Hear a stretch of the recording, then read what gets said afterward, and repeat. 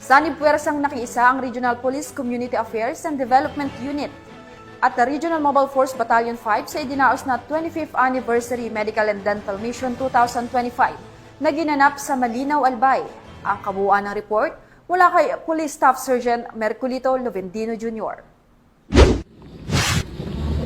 Nakiisa ang mga personahe ng Regional Police Community Affairs and Development Unit 5 at Regional Mobile Force Battalion 5 sa sinagawang Medical, Dental at Feeding Program na ginanap sa Malinaw Treatment and Rehabilitation Center, Barangay Kumon, Malinaw, Albay kahapon July 28, 2025. Ang naturang outreach program ay handog ng MTRC bilang bahagi ng kanilang ika-25 anibersaryo na may temang 25 taon ng paglilingkod, tuloy ang kwentong pagbabago sa pangunguna ni Dr. Fulbert Alec R. Gallego, Chief of Hospital 3, katuwang ang Philippine Red Cross Albay Legazpi City Chapter na tumulong upang may sakataparan ang nasabing medical mission.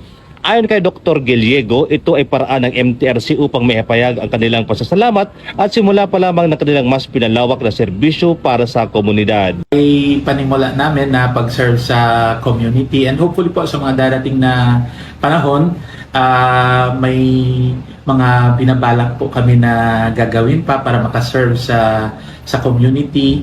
Kung may mga medical missions, pwede kaming tumulong. And then eventually po, we want also to endeavor on the application of MTRC for e-consulta package. And that is, we will be providing po the basic healthcare needs ng community. Hindi naman po yung makakabot ng 25 years kung wala po ang mga men and women employees, matyaga at dedicated employees of MTRC.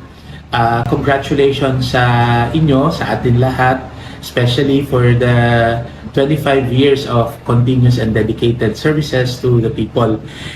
Iba't ibang serbisyo ang napakinabangan ng humigit kumulang 130 residente mula sa Barangay Kumon, Malinaw, Albay at Barangay Kinastilyokan, Tabaco City, Albay, gaya ng libreng medical check-up, dental check-up, health lecture at libreng gupit na handog ng RMFB 5. Bukod dito, nabahagi rin ang libreng lugaw at mga gamot na mula naman sa Philippine Red Cross Albay Legazpi City Chapter. Isa sa mga dumalo sa naturang medical mission ay si Nanay Leonora Bongares, residente ng Barangay Kumon, Malinaw, Albay. Taos puso ang kanyang pasasalamat sa mga serbisyong hatid ng outreach program at sa pagkikiisa ng MTRC at ng kapulisan sa pagbibigay ng tulong para sa ikabubuti ng kanilang kalusugan.